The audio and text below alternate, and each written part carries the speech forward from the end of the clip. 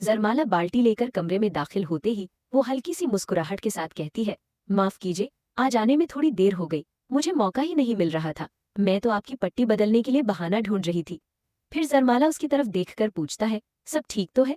सरबुलंद गहरी सांस लेकर कहता है, लगता है मैं अपनी जिंदगी की सबसे मुश्किल जंग लड़ रहा हूँ और मुझे ये जंग हर हाल में जीतनी है।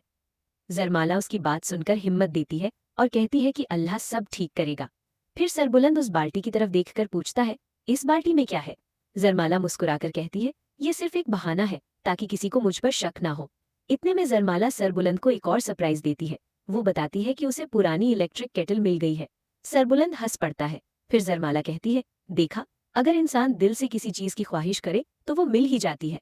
सरबुलंद भी मजाक में जवाब देता है, तो क्या बुरे लोगों को बाल्टी भी नहीं मिलती? दोनों की ये हल्की फुल्की नोकझोंक मुश्किल हालात में भी उनके चेहरों पर मुस्कुराहट ले आती है। सरबुलंद फिर केटल लगाने की कोशिश करता है, लेकिन जरमाला फौरन उसे रोक देती है। वो कहती है, मैं सब कर लूंगी। सरबुलंद हंसकर कहता है कि कॉलेज के दिनों में कभी कभी केटल में चाय बनाया करता था। फिर वो कहता है, केटल वाली चाय भी कोई चाय होती है? असली चाय तो चूल्हे पर बनती है।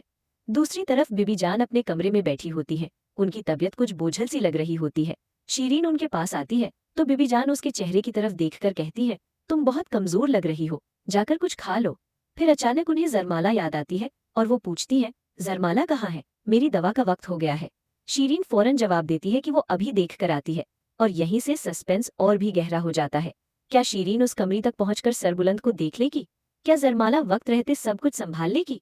या फिर सरबुलंद का इतने दिनों से छुपाया गया राज अब सबके सामने आ जाएगा?